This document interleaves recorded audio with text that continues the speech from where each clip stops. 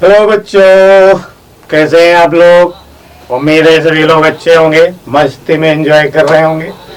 कोई बात नहीं, हम आपको और एंजॉय करवाते हैं। आपके एंजॉय के लिए देखिए एक बढ़िया सा टॉपिक लेकर के आए, रोलिंग मोशन। अब देखिए रोलिंग मोशन क्या होता है। तो इससे पहले हम लोगों ने पढ़ा था ट्रांसलेशनल मोशन। ट्रांसलेशनल मोशन क्या होता है भाई।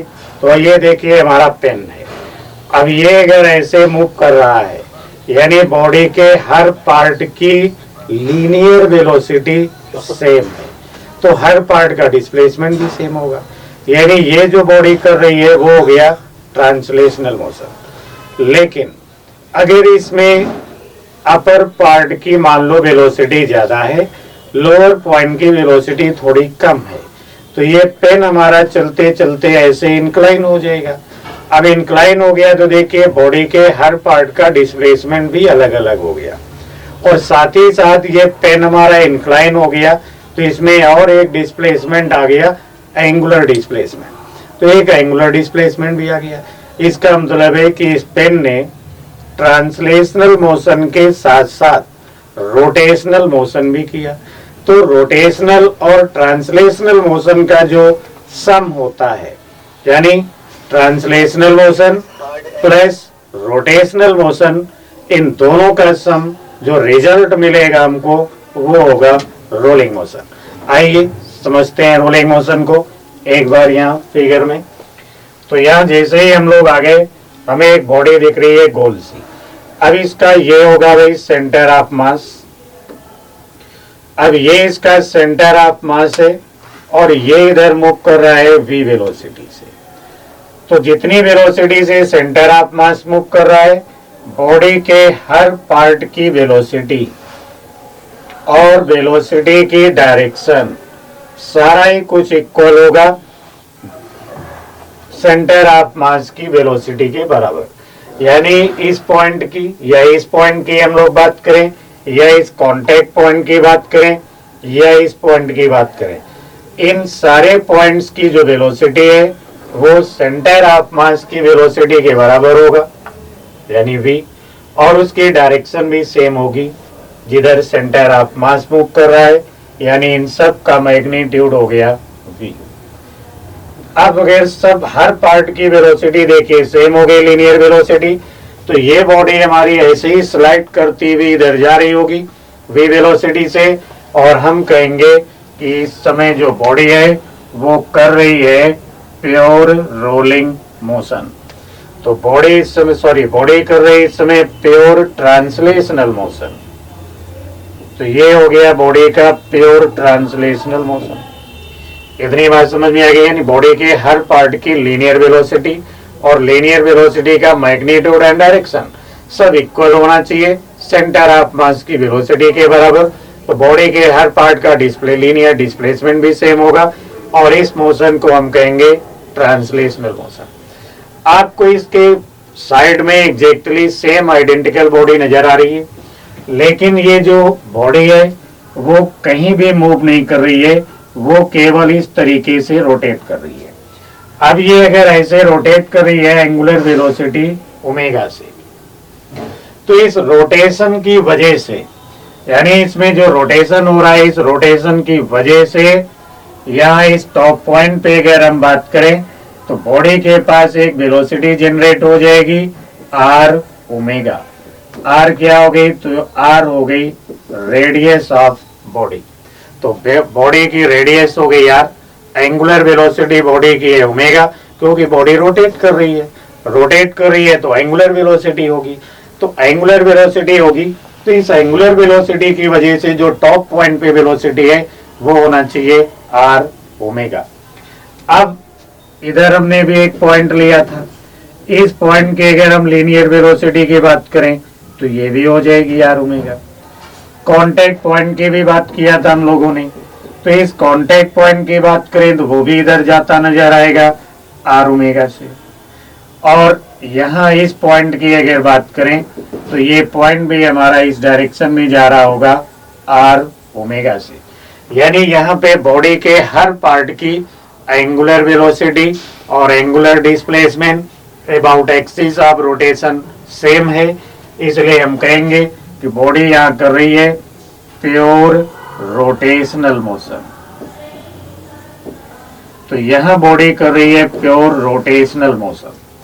अब अगर इस बॉडी को जो ट्रांसलेशनल मोशन कर रही है, मान लो उठा करके हम इसके ऊपर ऐसे रख दें, यानी ट्रांसलेशनल मोशन की ये जो बॉडी है इसे अगर हम रोटेशनल मोशन पे ऐसे ला करके रख दें, तो यहाँ जो इन दोनों का रिजल्ट होगा वो हमें कुछ ऐसा नजर आएगा कि ये जो सेंटर ऑफ मास है बॉडी का वो इधर चल भी रहा होगा और ऐसे रोटेट भी कर रहा होगा। यहाँ टॉप पॉइंट की अगर हम लोग बात करें तो टॉप पॉइंट के बाद सब वेलोसिटी एक तो हो गई v लीनियर मोशन की वजह से, दूसरी हो जाएगी r ओमेगा रोटेशनल मोशन की वजह से। यहाँ पे अगर हम बात करें तो ये हो गई देखो r ओमेगा और इस डायरेक्शन में हो जाएगा लीनियर वेलोसिटी v। इधर अगर बात किया जाए तो इस डायरेक्शन में देखो बॉडी की लीनियर वेलोसिटी हो गई ट्रांसलेशनल मोशन वाली, और ये रोटेशन की वजह से वेलोसिटी हो जाएगी r ओमेगा। कांटेक्ट पॉइंट पे अगर बात करें तो कांटेक्ट पॉइंट पे बॉडी के पास एक नहीं दो वेलोसिटी होंगी, एक तो होगी v और दूसरी होगी r ओमेगा, और ये जो है इसे कहते हैं कांटेक्ट पॉइंट। तो इस कांटेक्ट पॉइंट के बाद दो वेलोसिटी है, ट्रांसलेशनल मोशन वाली पॉजिटिव एक्स एक्सिस कह लो, रोटेशनल मोशन वाली नेगेटिव एक्स एक्सिस कह लो, और ये जो स्ट्रक्चर बना जिसमें रोटेशन भी हो रहा है ट्रांसलेशनल मोशन भी हो रहा है, तो इसी को हम लोग कहते हैं इस बॉडी को कि ये बॉडी कर रही है हमारी रोलिंग मोशन। क्या कर रही है? ये रोलिंग मोशन। तो बॉडी का जो यहाँ पे मोशन है ये हो गया रोलिंग मोशन। तो rolling motion is the combination of pure translational motion and pure rotational motion. तो यहाँ पे हमने देखा translational motion then rotational motion, और इन दोनों के कॉम्बिनेशन से फॉर्म हो गया रोलिंग मोशन। इतनी बात क्लियर होगी। अब आगे देखते हैं हम लोग कि इस रोलिंग को हम और कैसे समझ सकते हैं। तो इस रोलिंग को और समझने के लिए यहाँ पे हमने भाई बनाया एक बड़ी सी बॉडी है। ये बॉडी जो है हमारी ये रोलिंग मोशन कर रही है मान लीजिए। अब रोलिंग मोशन ये कर रही है तो यहाँ जो देख रहे हैं हम लोग ये हो गया भाई ग्राउंड।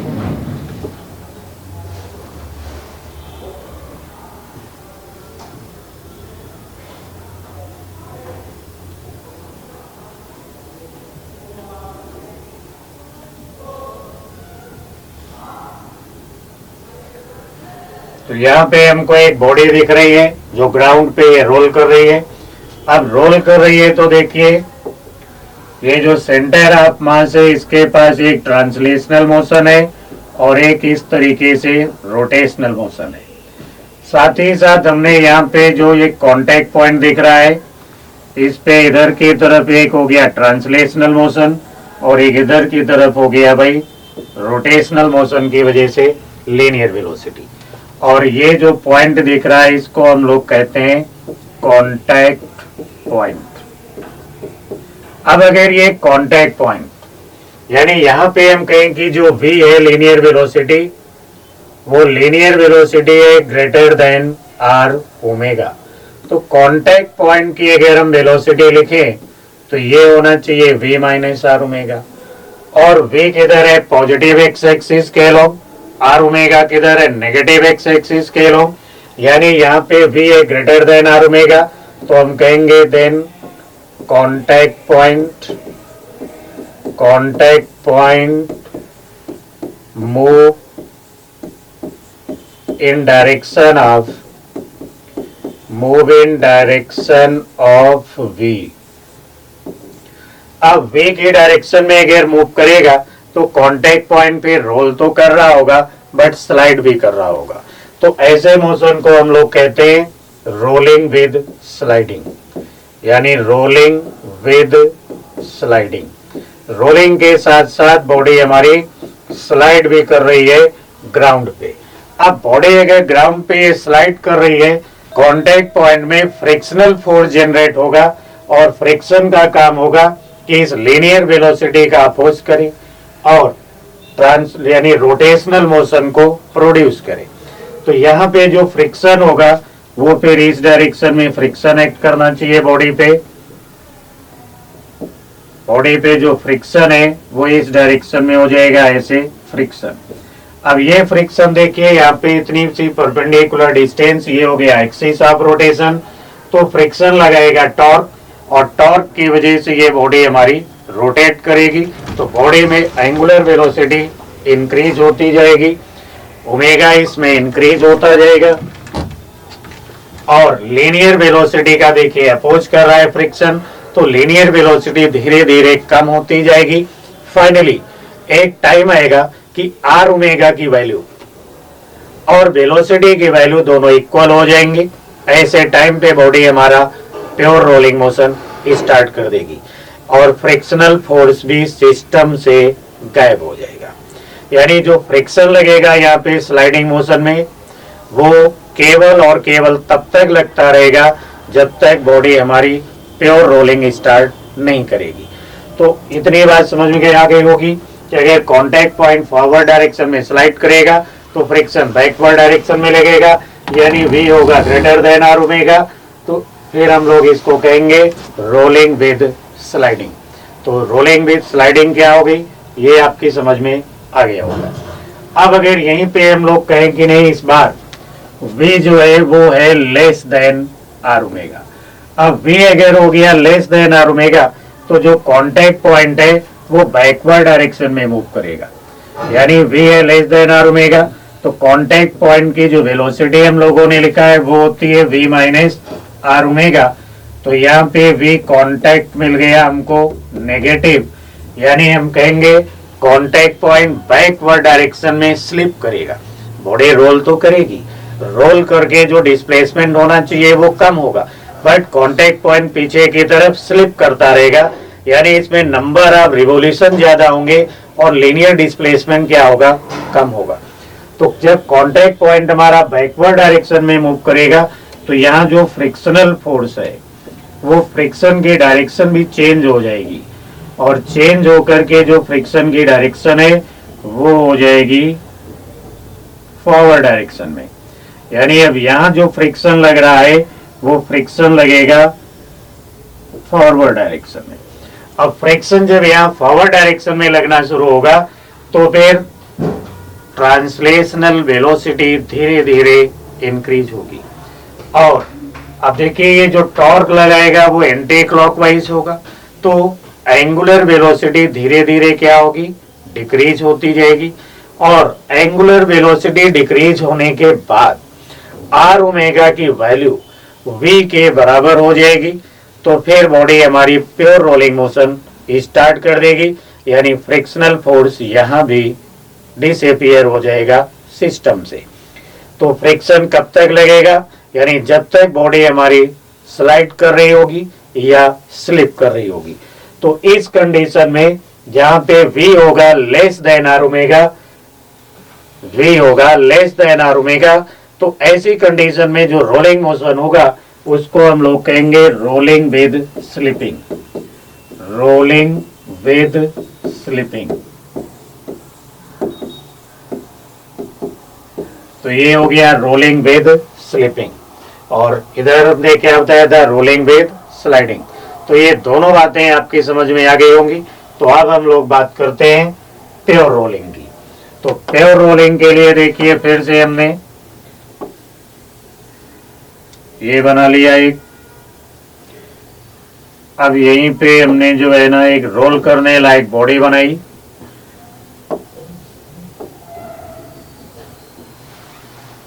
और ये बॉडी है जो रोल कर रही है इस ग्राउंड पे। तो बॉडी जब हमारे यहाँ पे रोल कर रही होगी तो रोल करने के टाइम पे इसकी जो सेंटर ऑफ मास है वो तो इधर चल रहा होगा और ये बॉडी ऐसे रोटेट कर रही होगी। तो ये जो कांटेक्ट पॉइंट है इस पे फिर से हम कहेंगे फॉरवर्ड डायरेक्शन में V होगा, बैकवर्ड डायरेक्शन में होगा आर ओमेगा और यहाँ पे V इक्वल हो गया बाई आर ओमेगा, क्योंकि काफी देर से हम लोग कह रहे कि v इज इक्वल टू क्या हो जाएगा आर ओमेगा। तो अब यहां अगर हम कांटेक्ट पॉइंट की वेलोसिटी लिखें v माइनस आर ओमेगा और v आर ओमेगा दोनों इक्वल है, तो कांटेक्ट पॉइंट की वेलोसिटी क्या हो जाएगी 0 हो जाएगी और v है यहाँ पे क्योंकि आर ओमेगा। अब कांटेक्ट पॉइंट की वेलोसिटी 0, इसका मतलब है कि जो कांटेक्ट पॉइंट है वो इंस्टेंटेनियस रेस्ट पे होगा, यानी बॉडी हमारी ऐसे रोल करती हुई आ रही। अब बॉडी में मान लीजिए हम कई सारे पॉइंट्स बना ले, ये पॉइंट्स, तो ये पॉइंट्स जैसे ही मूव करके ग्राउंड के कांटेक्ट में आएंगे ये मोमेंटरली यहाँ पे रुक जाएंगे मोमेंटरली। अब मोमेंटरली ये स्टॉप कर जाएंगे, मोमेंटरली रेस्ट पे आ जाएंगे। क्यों आ जाएंगे? क्योंकि जैसे ही ये पॉइंट यहाँ पे आएगा इस पॉइंट के बाद दो वेलोसिटी हो जाएंगी, एक v और दूसरी आर ओमेगा, और दोनों का मैग्नीट्यूड सेम है, डायरेक्शन अपोजिट है। तो ये पॉइंट मोमेंटली रेस्ट पे होगा, तब तक दूसरा पॉइंट टच में आ जाएगा और ये अपवर्ड डायरेक्शन में फिर मूव करना शुरू कर देगा। तो इस तरीके से प्योर रोलिंग होता रहेगा।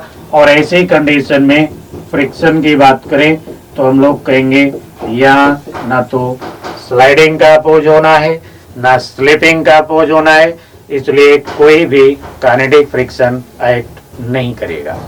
तो जब यहाँ कोई काइनेटिक फ्रिक्शन एक्ट नहीं करेगा तो बॉडी हमारी मूव करती रहेगी अप टू इनफाइनाइट टाइम तक, अप टू इनफाइनाइट टाइम तक थ्योरेटिकल ये बॉडी मूव करती रहेगी, क्योंकि v इज इक्वल टू क्या हो गया आर ओमेगा हो गया।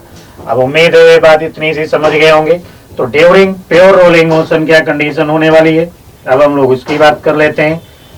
तो प्योर रोलिंग के टाइम पे क्या कंडीशन होने वाली है, अब हम लोग उसकी बात करते हैं भाई। तो यहाँ पे देखिए बॉडी तो वही दिख रही है हमको। अब यहाँ ये बॉडी हमारी जब प्योर रोलिंग कर रही होगी तो प्योर रोलिंग के लिए v इक्वल क्या होना चाहिए आर ओमेगा, यानी हम कहेंगे for pure rolling motion, pure rolling motion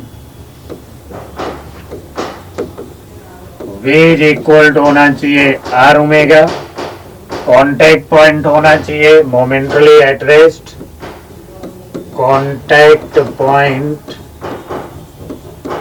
will be at momentarily rest।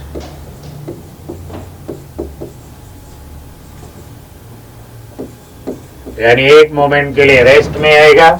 और ऐसी कंडीशन में अगर हम लोग बात करें तो सेंटर ऑफ मास अभी भी इसका v वेलोसिटी से चलता रहेगा और बॉडी हमारी ओमेगा से ऐसे घूम रही होगी। तो अब ये जो कांटेक्ट पॉइंट है इसकी जो वेलोसिटी है वो हो गई भाई 0। तो टॉप पॉइंट पे अगर हम वेलोसिटी की बात करें तो फिर ये हो जाना चाहिए 2v। यहाँ बात करें तो आर ओमेगा भी v हो गया, ट्रांसलेशनल वेलोसिटी भी v है। तो ये जो पॉइंट आपको दिख रहा है ये इधर जाता नजर आएगा v√2 वेलोसिटी से। और इस पॉइंट की अगर हम लोग बात करें तो इसके पास भी डबल वेलोसिटी होंगी, एक v, दूसरी होगी इधर आर ओमेगा, और ये पॉइंट भी हमारा इधर जाता नजर आएगा v√2 से, क्योंकि आर ओमेगा हो गया v।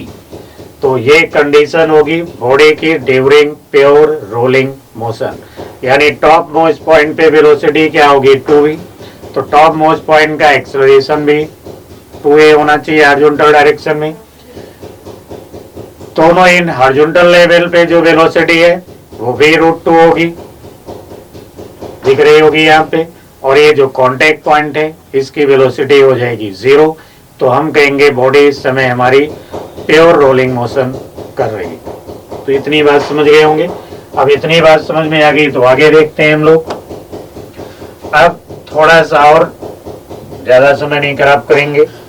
तो यहाँ पे देखिए भाई ये है,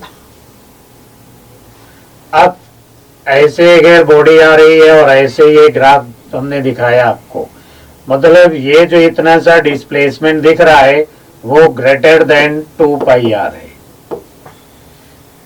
यानी इसका मतलब यहाँ पे देखिए जैसे ही कांटेक्ट पॉइंट ग्राउंड के टच में आया थोड़ा सा आगे स्लाइड कर गया, फिर घूम के कांटेक्ट पॉइंट यहाँ पे आया थोड़ा आगे स्लाइड कर गया।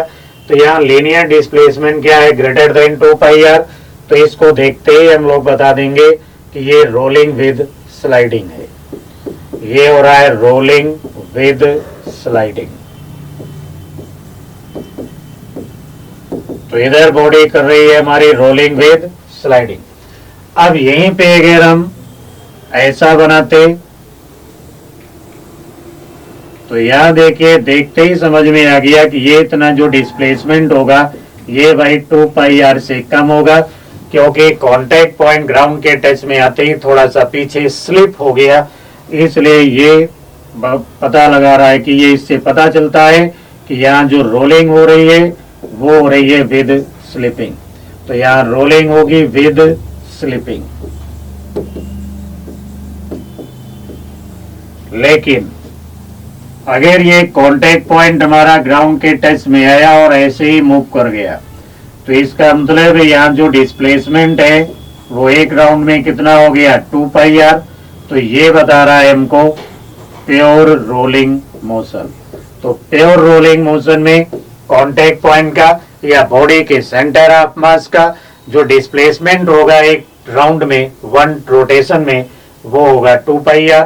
लेकिन अगर रोलिंग विद स्लिपिंग हो रही है तो बॉडी का जो सेंटर ऑफ मास का डिस्प्लेसमेंट होगा या कांटेक्ट पॉइंट का जो डिस्प्लेसमेंट होगा वो लेस देन 2πr होगा।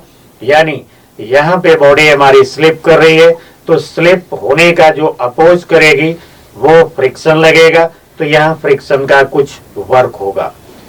यहाँ अगर बात करें तो डिस्प्लेसमेंट 2πr से ज्यादा हो रहा है एक राउंड में, इसका मतलब बॉडी के सेंटर ऑफ मास का जो डिस्प्लेसमेंट है वो 2πr से ज्यादा होने के मतलब है कि कांटेक्ट पॉइंट बॉडी का फॉरवर्ड डायरेक्शन में स्लाइड कर रहा है, तो स्लाइडिंग का अपोज करने के लिए फ्रिक्शन लग रहा होगा। अब फ्रिक्शन लगेगा तो वर्क तो करेगा ही। यानी ये जो दो केस हमको दिखे, यहाँ पे फ्रिक्शन का वर्क होगा, यानी rolling with slipping and rolling with sliding में फ्रिक्शन वर्क करेगा, लेकिन प्योर रोलिंग मोशन में फ्रिक्शन का जो वर्क होगा वो 0 होगा। कितनी बातें क्लियर हो गई होंगी? अब इतनी सी बातें कि क्लियर हो गई हैं, तो हम लोग थोड़ा सा और देखते हैं कि ड्यूरिंग रोलिंग मोशन हमें वेलोसिटी बॉडी की कैसे लिखनी होती है। तो उसके लिए देखिए, फिर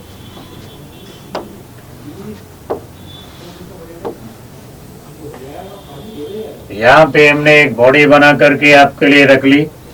अब ये तो हो गया भाई बॉडी का सेंटर ऑफ मास। अब अगर हम यहाँ कोई पॉइंट ले लें P और ये इसका सेंटर ऑफ मास, और सेंटर ऑफ मास हमारा इधर चल रहा है कितनी वेलोसिटी से v0। तो अब अगर बॉडी हमारी रोल कर रही है तो इधर ओमेगा भी होगा, यानी ये डिस्टेंस स्मॉल आ रहा है तो इधर बॉडी के पास एक वेलोसिटी होगी, और ये जो वेलोसिटी है इस वेलोसिटी को हम कहते हैं velocity of point with respect to centre of mass, और ये कितनी होगी r ओमेगा। तो हम अगर वेलोसिटी किसी पॉइंट के लिखना चाहते हैं ड्यूरिंग रोलिंग मोशन तो लिखेंगे v is equal to vcm। v is equal to क्या होना चाहिए vcm। cm मतलब velocity of centre of mass plus यहाँ लिखेंगे velocity of point with respect to centre of mass, यानी v इज इक्वल टू होना चाहिए था v0 प्लस r ओमेगा। तो इस तरीके से हम यहाँ पे वेलोसिटी लिख रहे होंगे। इतनी बात समझ गए होंगे। अब इसे थोड़ा और डिटेल में समझते हैं कि अगर हम इन वेक्टर्स को अच्छे से लिखना चाहें तो उसके लिए इतनी बात समझ में आ गई। अब इतनी बात समझ में आ गई तो फिर देखते हैं हम लोग कि यहाँ पे अभी अभी जो हम लोगों ने लिखा वो वेलोसिटी है r ओमेगा। r हो गई ये डिस्टेंस फ्रॉम सेंटर ऑफ मास। तो अब यहाँ पे हमें बना लेना चाहिए x और y एक्सिस। तो ऐसे अगर हम कहें ये x एक्सिस हो गई, और ऐसे अगर हम कह लें कि ये हो गई y एक्सिस, तो भाई इस r ओमेगा के अब दो कंपोनेंट भी होंगे, और ये जो दो कंपोनेंट होंगे एक इधर होना चाहिए भाई r ओमेगा, अब इतने एंगल को अगर हम कहें थीटा, तो ये 90 माइनस थीटा, ये थीटा हो गया। अब ये थीटा हो गया तो आर ओमेगा साइन थीटा, और इधर की तरफ कंपोनेंट आ जाएगा भाई आर ओमेगा कॉस थीटा। और साथ ही साथ अब यहाँ हम वेलोसिटी लिख रहे हैं, तो यहाँ पे एक वेलोसिटी और होगी, कौन सी? सेंटर ऑफ मास वाली वेलोसिटी होगी, यानी वी नॉट। तो इस पॉइंट पी की अगर हम वेलोसिटी लिखें कि पॉइंट पी की वेलोसिटी क्या होगी, तो ये हो जाता v naught plus r omega sine theta i cap minus r omega cos theta j cap, यानी ये इस पॉइंट की वेलोसिटी होना चाहिए, और यहाँ पे ये स्मॉल आर होगा, क्योंकि ये स्मॉल आर डिस्टेंस है। तो इस तरीके से किसी भी पॉइंट की वेलोसिटी को हम लोग डिनोट करेंगे ड्यूरिंग रोलिंग मोशन।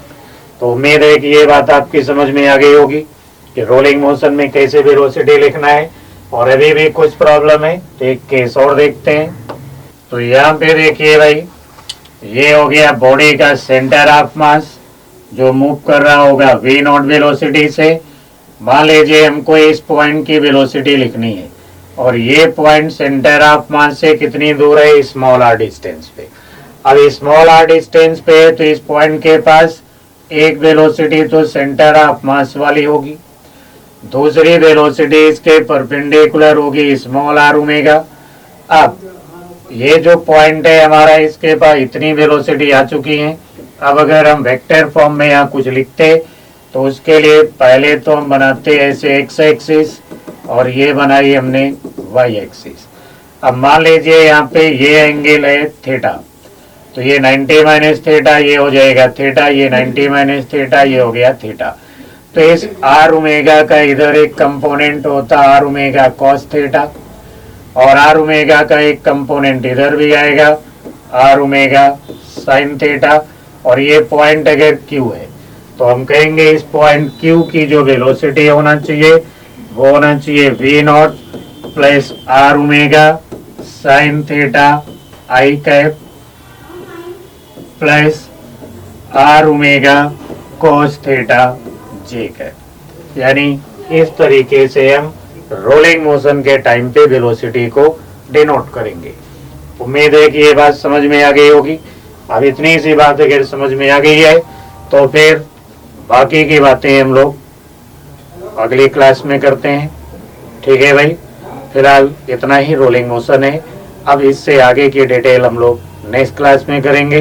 तब तक के लिए नमस्कार।